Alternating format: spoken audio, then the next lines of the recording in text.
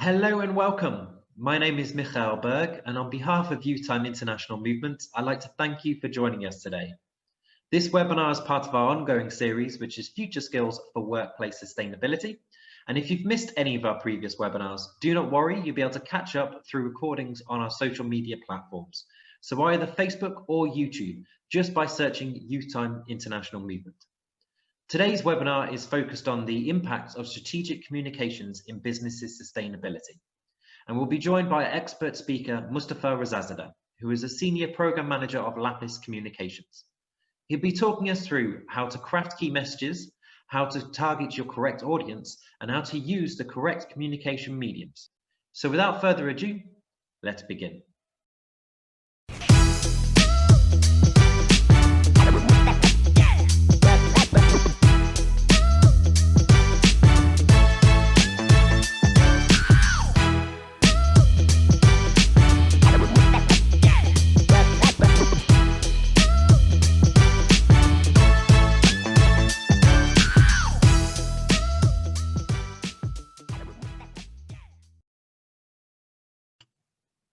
I believe you all can see my screen now. So we have already saw the house rules, but before starting it, I would like to share that I tried to keep the presentation more engaging. So there are parts that we have scenarios, and then you can give answers in the comment section. And then we have a Q&A at the end, so all the questions could be raised there. Okay. So before going to that, let's understand like what is strategic communication is. Strategic communication is delivering the strategic and purposeful messages of a brand to its specific audience, utilizing different communication mediums with a goal to achieve the communication goal of the brand. So this brand could be anything. It could be your company, it could be a government entity, or it could be you. You could be the brand, and then you can strategically talk to your audience, because we all have our audience. Doesn't matter if it's a production company, a logistic company, it's a government, or it's just you. So in a big idea, how this works, like, or what is the umbrella of strategic communications? So this all falls under the umbrella of strategic communications. It's communicating your purpose, mission, vision internally with your own employees, and then by them to externals. The core values of your brand, the voice, the tone that you use, and who is your target audience, and what channels are you using in order to talk to your audience, what messages are you delivering, and what behavior change communication theories are you using, and then how you evaluate the impact. So this is a glimpse of the strategic communication overall. And it's important that I should tell you that today we'll not go in detail of each of these, but it will be like a glimpse to create a motivation, and then you can go and further educate yourself about each of these topics. So this BCC is one of the most important things that a lot of NGOs, governments, and brands are using these days. In order to change a behavior, so that's one component of strategic communications. Usually there are models and theories that are designed, and that comes after studying your target audience. One common one is this one. So before delivering your messages to your audience, you have to understand what is the situation. Let me give you an example. Your plan is to tackle racism in a community, and nobody tells you that I'm a racist, right? But you still see there are a lot of racist people around you. So you firstly understand, and you disseminate knowledge to your audience or to the community that you have. So it's like a box, you open it first, and then when you open the box, then you see a set of norms and attitudes.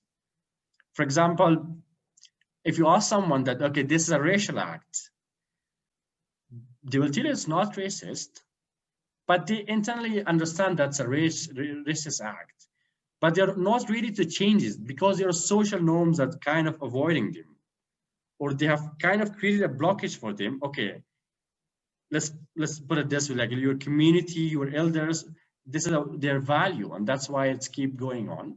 So the people is not ready to change at that moment.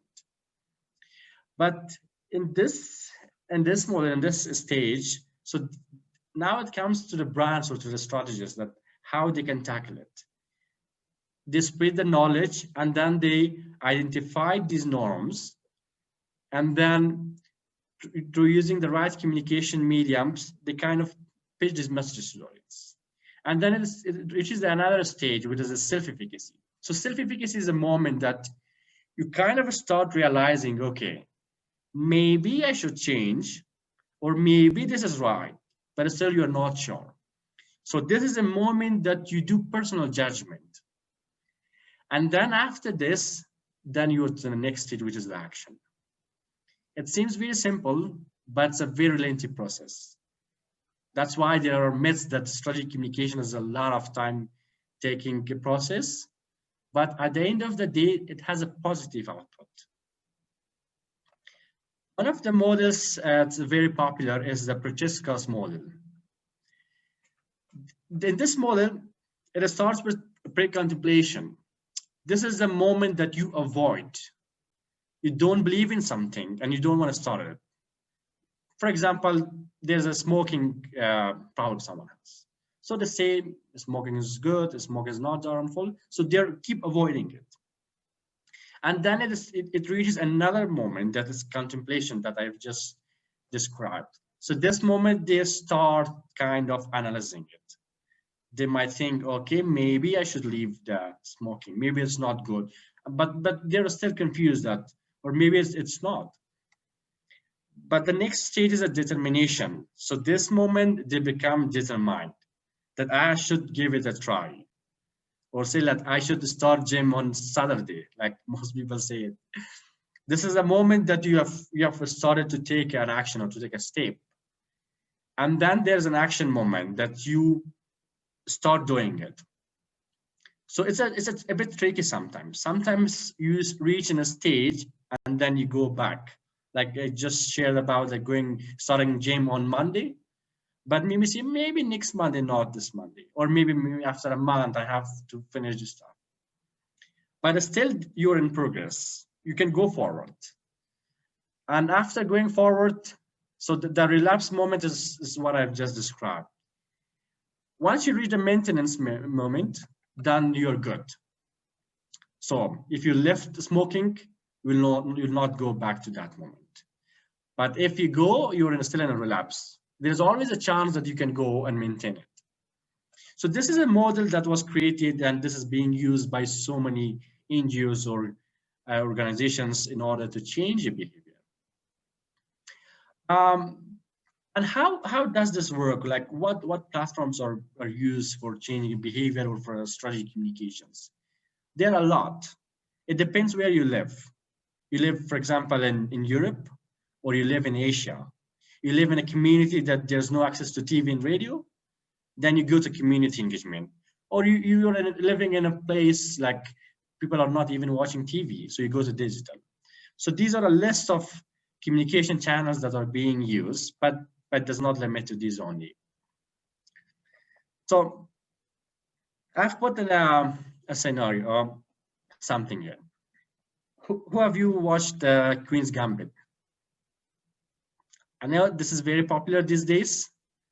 A lot of people are talking about it. It's trending, and I'm sure that a lot of people love it too.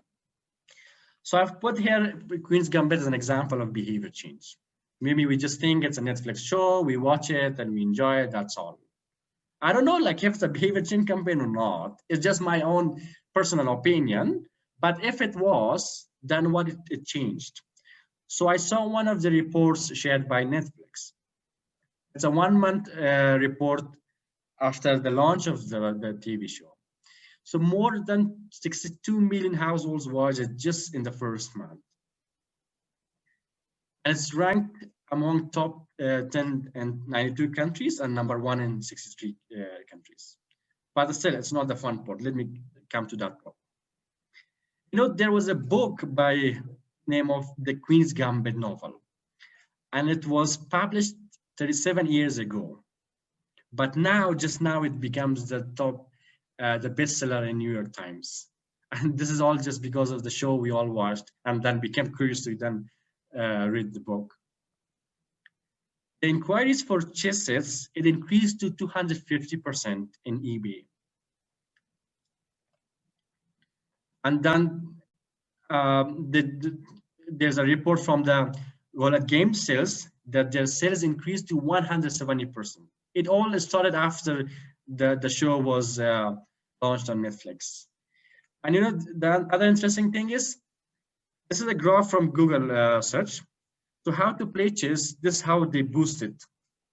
It started from 2016, and then this time of the year, it boosted like it rocketed it. And this is how the behaviors are changed. Behavior can change for good or for bad. There are a lot of organizations or governments are using it for good, but it also has its evil side, I would say. Like there are extremist groups that they're using these platforms in order to invite people to extremism. There are a lot of games that are being played in elections, you can see. Those are all the campaigns and theories that are designed in order to change it. So that depends like who uses it for what. So there's another scenario. There are two friends. Suppose, imagine, you have two friends, friend A and friend B. You can write in the comment section which one you pick. Let's put it this way. We all might have this kind of friends, but which one will you pick to have a cup of tea with the person? So friend A is someone very informed, always talks about themselves, shares his strengths all the time, and talks about the ways that they can help you, even you didn't ask for it, even they don't know you well. They keep offering you consultation. They listen less, but they always talk a lot. This is a friend A. Then there's friend B. Friend B is very well informed, well mannered. He always talks about values instead. He doesn't come and talk just randomly about a topic that's interesting for him, but he cares like what is interesting for you. He finds the trends, and then he finds common values or interests about the topic for both of you, and shows you his strengths that could be helpful to you some days. Let you talk always, let you engage, so it's not a one-sided conversation. He wants to talk and then listen. And he sometimes predicts what you need, and he cares about your need in future, desires and expectations. So if you have a choice to choose one of these friends, which one will you pick?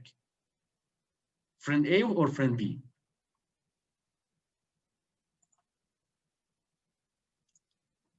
Okay, if I go back to see the messages.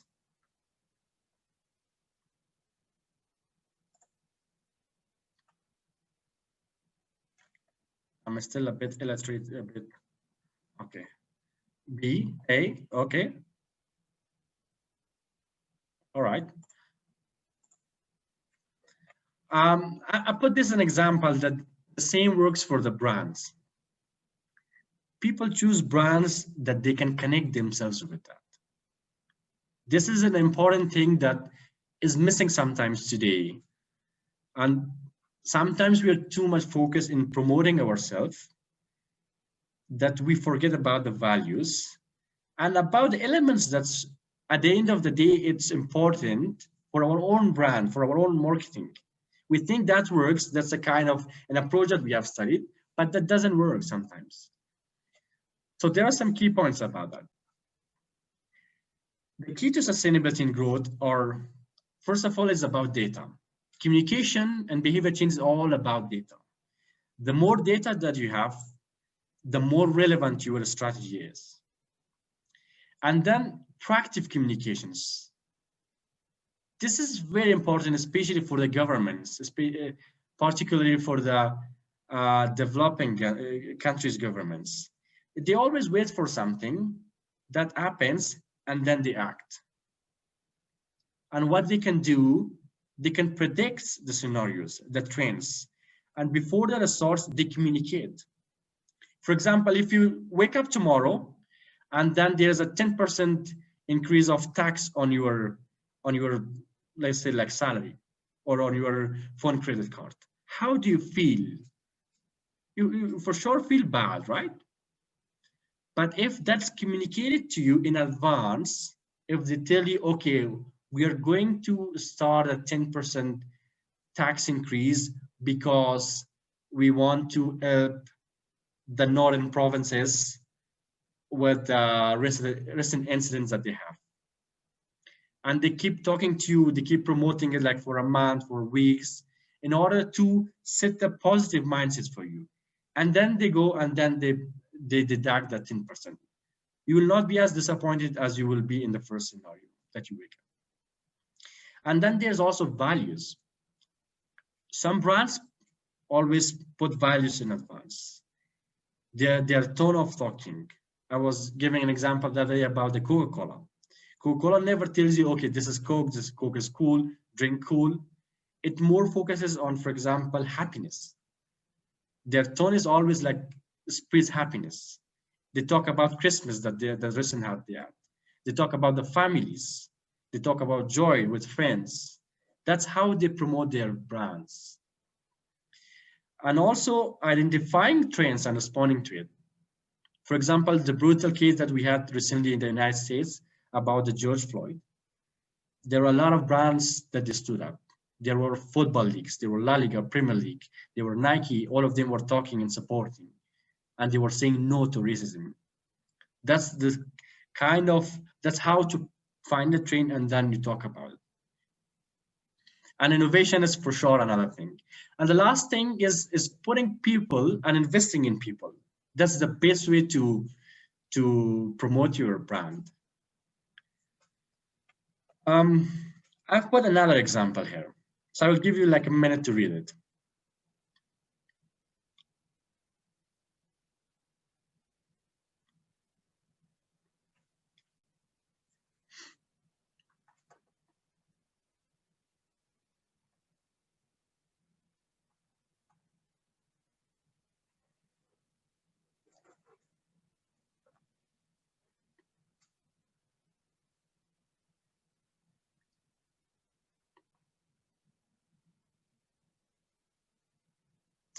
Okay, this was posted on Facebook of Burger King like some weeks ago. It was a bit surprising for some of the audience that how come they talk about ordering from McDonald's? They're competitive. They always talk about them, and there's a lot of times they mock them. But this time they come and talked about a social issue or social challenge that we all have. It's a COVID time. A lot of people lost their jobs, and it was a time that they take a step forward. They didn't tell you, okay, we lost this many employees, let's order from us, it's good for us. They instead asked you to tackle a social cause. They asked you to support all the fast food companies. They asked you to order from McDonald's, from KFC. And at the end, they said, it's also good to get a Whopper from us. So this way, you connect a lot yourself with them. It affects your mind. Like the next day you go, you definitely pick a burger from Burger King as well. Because they talk about values. They talk about the shared things. This is how the good brands are working. Okay, I'm not working for Burger King. There shouldn't be any misunderstanding. It's just like an example that I brought here. And another important thing is, how do you share your stories? How you make it interesting? So if I ask you, what is a good story in your opinion? Should it be more focused on emotions, or should it be more focused on facts? Which one makes a good story?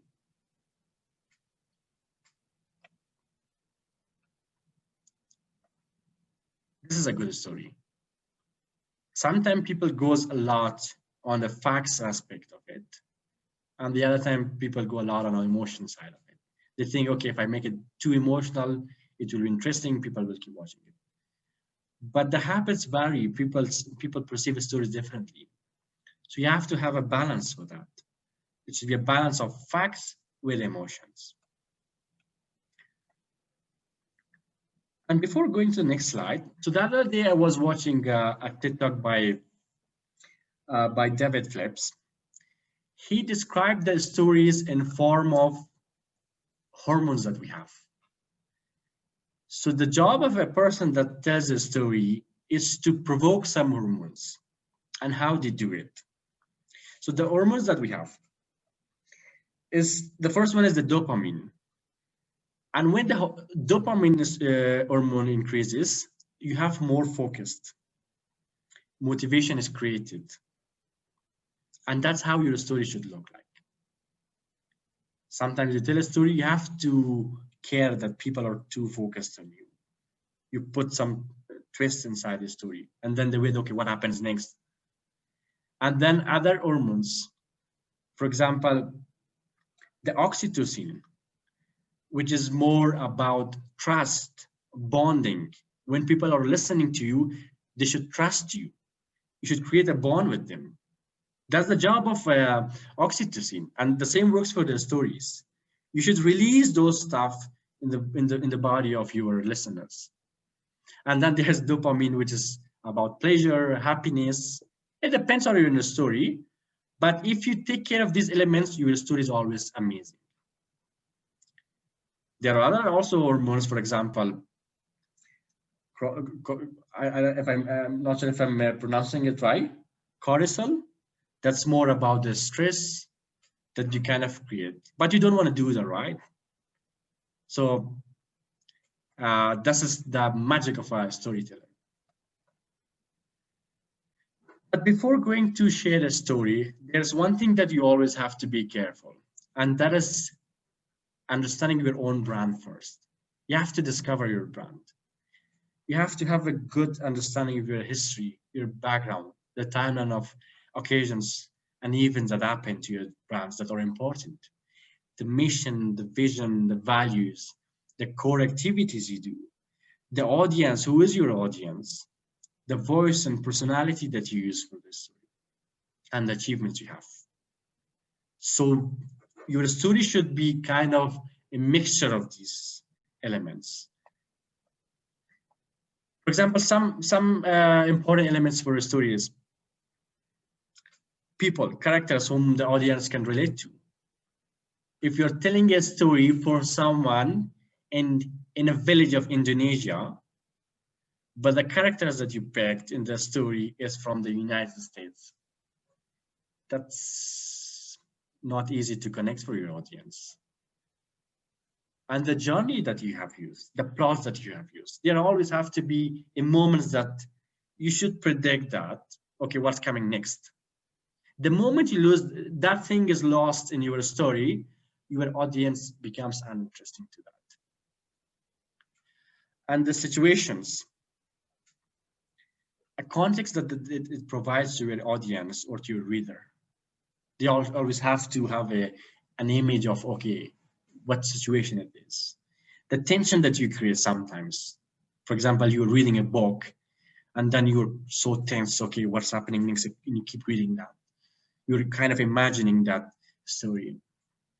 And the closure, how do you end it? Are you planning to end it like the last season of Game of Thrones? Or you have a different approach for that? So that's very important, like how you finish it. Sometimes people rush too much, like they did for the Game of Thrones. That's why the closure is not good sometimes. However, I like the closure of Game of Thrones, but so many people didn't. And how does your story change? So the way people think, after the Queen's Gambit TV series, a lot of women participated chess tournaments, joined the clubs, because there was always a kind of think that chess is for men, not for women. But this TV series increased interest among women, and it proved that the intelligence for playing chess is the same, and even in that series is more for women than men. So that's how our stories change, how you watch something and that it changes your whole perception and the feeling that they give you, and then the way people act, the energy, the excitement they have. For example, sometimes you're watching an action movie, and after the movie you kind of keep kicking, punching everywhere, and then you kind of feel you are in that moment. Or when you are sitting in a car, it's a rainy day, you put your head on the car's like glass, and then you're kind of imagining, okay, you're in a movie scene or something. So because you keep remembering things, that's why it gives you that kind of feeling. And for sure, the way people behave. So some points to ponder in your story. The wow factors is very important. Once you write it, then you think about it yourself. Is it like a wow thing? If I share it with people, will they say, "Oh wow, this is such a cool story," or not? And how can you make it personal? Create emotional impact about it. For example, if you're at this time of the year, it's a Christmas time. So people are thinking about Christmas. And then your brand comes and talks about Christmas for people who are working outside of the country. And then you put your messages inside it or your stories inside it. People find it very personal, very emotional. They kind of find themselves inside the story. And keeping it relevant, useful, beneficial to your audience, and the kind of experiences you want to give to them. Making memorable, increasing the oxytocin hormone. That's how people keep remembering it. And then how you connect it back to your brand. Sometimes the story shouldn't go too far that it's not connected to yourself, to the brand, to the mission, to the values that you have, or to the key messages that you're planning to convey. So another part is understanding your target audience. I see some of the times that the brands, even our clients, like I work here, they talk, they promote, they create content, they spend a lot of money, but you don't understand to whom are they talking. I just give an example. Let's put an example, another example. Let's say there are people living in the border area of like Somalia, right? I don't have the exact data about it, but let's say that there are no TV access. And then there's an election campaign of Somalia. The government and the majority of the populations are living in villages and in the areas that there are no access to a TV. And the government's designing a big campaign and spending a lot of money in TV ads. So you see that they don't know their audience. They spend a lot of money, but they're using a wrong communication medium for that. And they don't understand their audience. So it's very important that how you analyze your audience. And there are important elements you have to consider. The key demographics. You know, this target audience analysis, it's a game changer in elections. All these big campaign elections that you see, they do an analysis of their target audience, and then they design their campaigns. Sometimes you kind of watch an election campaign, you see they're so harsh, so racial, and you wonder that how can they get so many votes? They can get it because they know their audience. They have already done that. You're too smart for that. They know that these messages for that audience is very good, and it works. And it worked, I think. So their age, their gender, their earning, their position, status, locations, the habits, and the psychographic they have. What values are important to them, what they like a lot, the ambitions that they have, the fears that they have, the conflicts, everything is important there. The psychographic is very much important. And then the other thing is it needs to be related to the product category. For example, the functions, the emotions, the social usage challenges and expectations that they have from the product category. And the preferred channels, are they more interested in watching things that are being broadcast, or they're more interested to walk outside and then see things in billboards, like in pole signs in these places, or they're more engaged in social media, digital platforms, or maybe they just want to enter a mall and then they see that on the ground activities, or through some influencers. For example, the other day, I saw an application in Iceland that they were promoting brands through influencers. That was an application you were registering yourself. Doesn't matter how large your network is. Based on that, they will keep paying you for that. And also, the preferred content type, that it should be more video, audio, data, infographics, images, social posts, or should be more in the form of interviews, community programs, mobile chatters. So there are different various type of contents that it depends like which one your audience prepares. And let's put it this way, sometimes you're not sure how you wanna understand your audience and create a kind of mapping, let's say. So you do an imaginary approach. Let's pick a character, create your own character. And the character's name is, for example, James. Okay, the name is James. How old is James? James is like 20 years old. And then his persona, his family, his friends, who are his friends, how he's connected to his relatives, and what James likes a lot, what James cares a lot, which communication mediums James is using. And then you see, like, if he's going to university, what kind of university is he going, which subjects he's interested. And then you create this, and then you do a calculation. How many people similar to James we have in that community? So these all are not easy to identify, so you need data for that. And then you create different categories. So the first category is, let's say, is James. And there are like majority in that community are like James. So that's the first category for your audience. And then you have the second category. The second category is more of middle-aged men and women. Okay, where they are more engaged in. How much is their salary? And what kind of jobs are they more engaged in government or private sector? What are their hobbies? So you identify all these things, this becomes your second category. And then you have sometimes your third category as, for example, the third category is kids. This depends on your product, the kind of product that you're selling. And based on that, you understand, okay, this is for these people. The first category likes these communication mediums. The second one have some similarity, but there are a lot of other mediums that they want to use. And the kids like a totally different world. So you have to have these all in papers and charts. And then you know, okay, for the first category, I prefer to use these kind of messages. And this is how I want to approach them. For the second one, I designed this strategy. And it helps a lot. And then you can see a change in your brand and the way your campaigns are being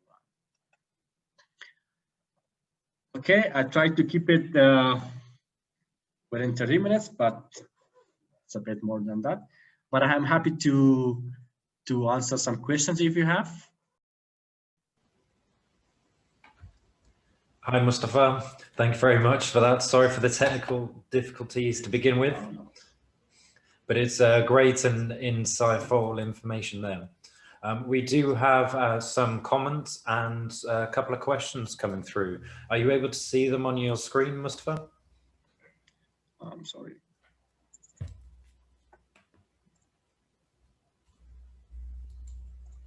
Okay, yeah. Maybe I should just stop my screen sharing. Can I? Yeah, that's fine. I think this is better.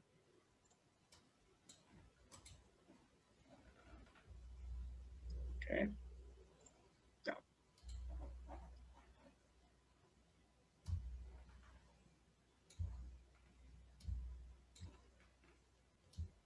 Okay, so the first question is how the last year affected the telling of these stories, and how can brands use it as an opportunity? If I understood well, by the last year, you mean the 2020 itself as a year that we had quarantine, we had COVID, and then how brands use this opportunity in order to convey their messages and stories. Right? Did I get it right? I think that is the idea, yeah. Okay, yeah. So sometimes when we are creating a solution for the clients, we find the problem as an opportunity as well. So problem is an opportunity. That's a positive thing sometimes. And the same was for COVID, for quarantine. For some people, it wasn't good. For some, it was. Right now, we are talking in Zoom. I wonder how many people were talking in Zoom. I mean, the numbers like last year. So for Zoom, it was a great opportunity. They used it. They promoted various ways of dialogues, friendship, families, happiness in COVID situation. Zoom used it as a platform and promoted that, okay, even if we are in hard time, this is a good moment to connect with your friends. You can give them a call, you can check up on them, and then you can have online or virtual chit chats. Or in education side, so many schools continued their status because of Zoom. And there were also other brands that were affected by this. We cannot ignore that. But the opportunity side for them was the number of insights that they got. For example, our office worked much better during the COVID time comparing to the last year. I know that one side is because we are media and communication. On the other hand, we were not experiencing the work from home. It's not very common in Afghanistan. We always have to come on time, have to be in the office and then work. But when we compare the productivity, it was way different. And coming to the stories, I give an example of Burger King. So that wasn't a story that they have just created. They saw the situation. It's tense. People lose jobs. And then they can kind of connect to that. And then they promoted it. And the same works for the education side. Like so many schools, so many students. There were a lot of amazing stories come out. The way the teachers were appreciated and the way they were connected. So these are some of the good side of the COVID. And I mean, the climate, that was another example of it. There were a lot of stories about the climate change. For example, it's about my own city. When there was a lockdown, then it was a kind of a proven paper. Okay, now you can see that how things changed if we stop, for example, the carbon and other elements. So these were the good opportunities, the stories were the positive side of COVID situation.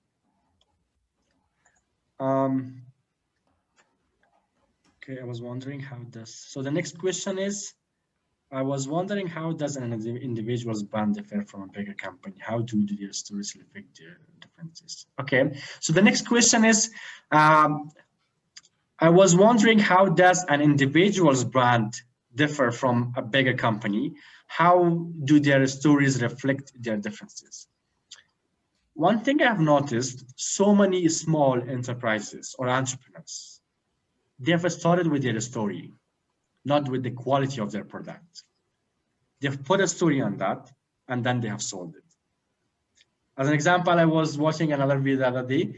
A guy bought like 100 objects. There were like random objects from eBay for $20. And then he asked some storytellers, they send him those objects to tell a story about that. He then took them back and then resold them with one story about that object. And that was back sold in $8,000. So now you see that's the power of the stories. And for the small brands, for the entrepreneurs, when they are starting it, it's all about stories that they are selling. For example, the talks that they have given in conferences, they go and they tell you about all the how difficult it was for them to start, and now they have reached in a situation. So technically speaking, for the small brands, it's very important to understand, okay, A story is one side, and then to whom am I sharing these stories to? If it's a young entrepreneur, then their audience much different than the big companies. So they can more focus on using some media, let's say about the digital media, and then he keep sharing about the products, like small videos or small infographics. So it starts to become, or it starts to expand then after that. But if you see it like in a bigger picture, it's very similar to what kind of a strategy or a story that a bigger company shares. It's not much different to that. Okay.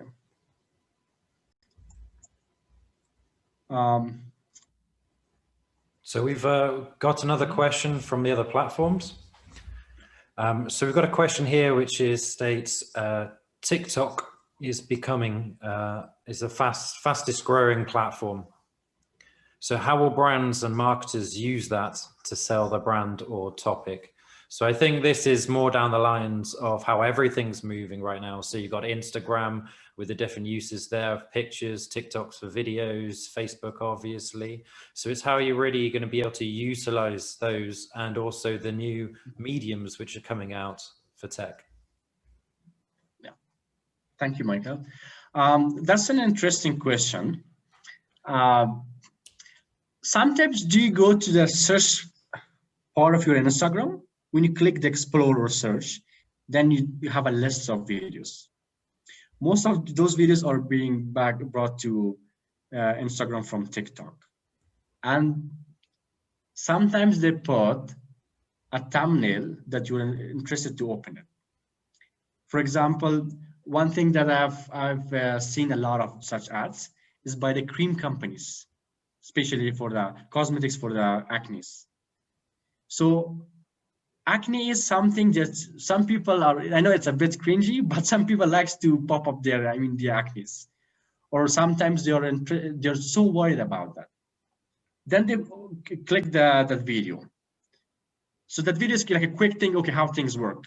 And then you see that then, okay, the cream brand and their names.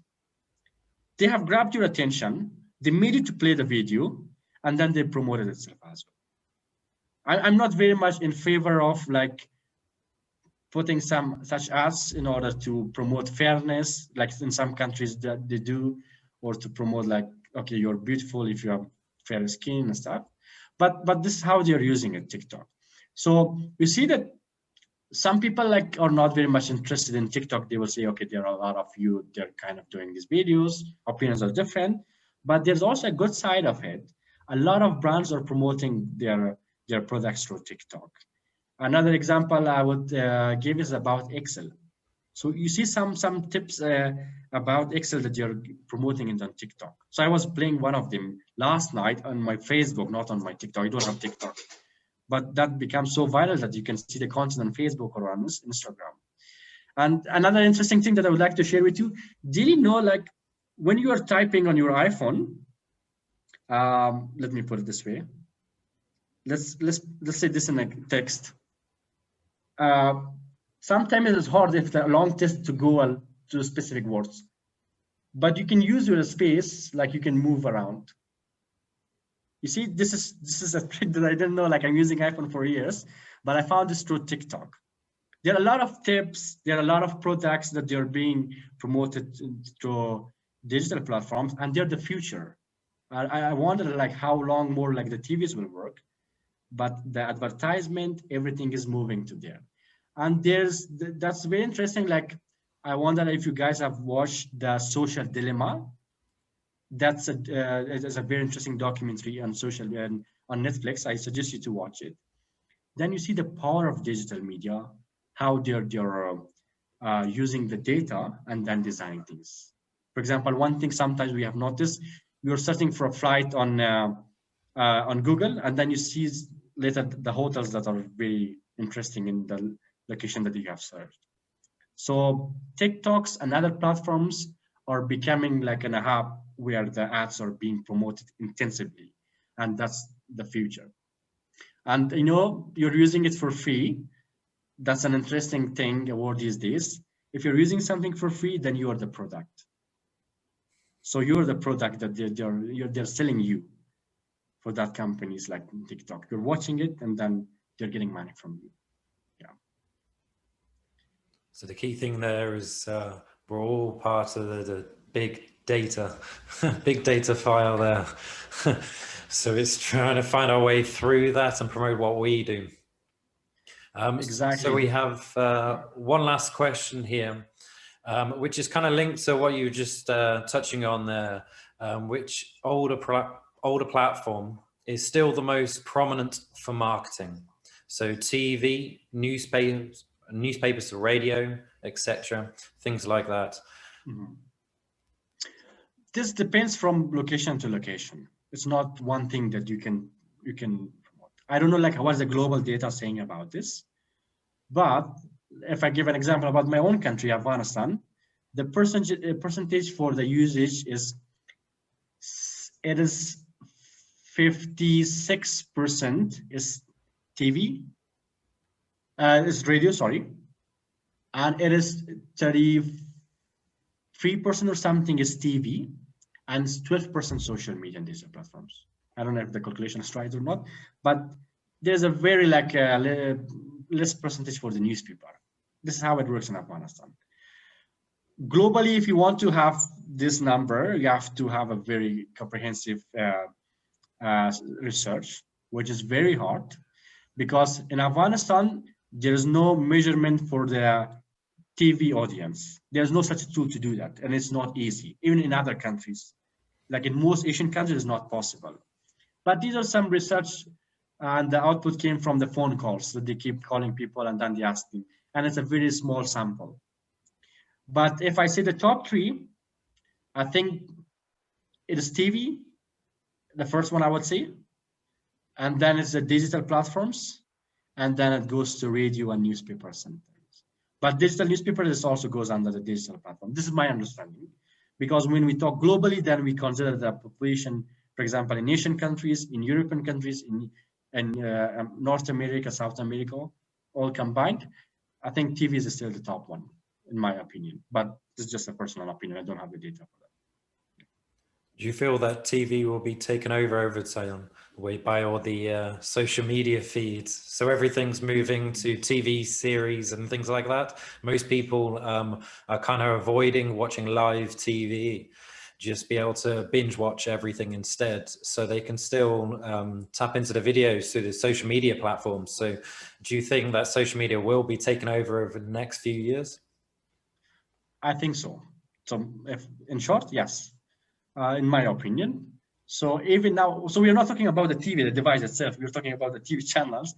The TV channels is already taken in so many countries. People come from work, they are tired. They're sometimes, especially for those who live alone, not with their families. Most of the places the TV is on is because of the families. It's because of the people that are around you. So that's a good way of having focus in one thing, a shared thing. But I personally, I think it has been some months that I haven't turned on my TV. I see the news on my phone. I connect to people. I watch Netflix sometimes on my laptop or on my phone, and I don't watch a lot. But it's like if I compare it to America or Europe, then it's totally different. Like I think it has already taken its part, and it's marvelous. I think these days, and it will be in future as well because it's a cost efficient. It is easy. And I think it's pretty quick. That's why. I think that's a great tip you've actually touched on there, where if you have a business or a product to sell, then if it's focused towards a family market, maybe TV is the platform for you to get it more direct. Exactly, that's it. And one thing I would like to suggest to so many colleagues around here, we are entering a kind of a digital era, and when you open our phones, like don't promote your brand a lot in paid campaigns. And the campaigns that kind of annoy people. Always talk about the stories, be relevant and connected to your audience. And even if you're kind of conducting paid promotion, which is good, I totally support it, promote something that's more relevant and interesting to your audience. Don't give them the paid promotion of the packages of your company. I mean, if let's say, as a telecommunication company, the data, but more talk about the values. That is the moment that people will click your ad. But if it's data, personally, I just, when I see the sponsored name, I scroll up. I don't open it. So that's something that's becoming like too excessive these days. And that's annoying to so many people because they think our data is being used, privacy is being broken because of this. Yeah. Perfect, perfect. So to just wrap that up, so everyone's getting a bit more conscious. No more time spent looking at random adverts on TV or social media. Instead, it's all about sharing your story and what you believe in.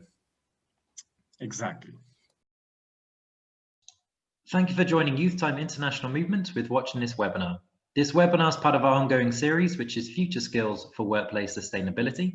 And if you'd like to join any of our webinars on a live basis, then please just visit our Youth Time magazine, which is www.youth-time.eu, and search webinars. There you'll be able to see the latest up and coming webinars and links to be able to register. Or you can visit our Facebook page and look at our events section. For all Youth Time latest news and up and coming activities, please just like, subscribe and follow on any of our social media platforms. Hope to see you again. Thank you.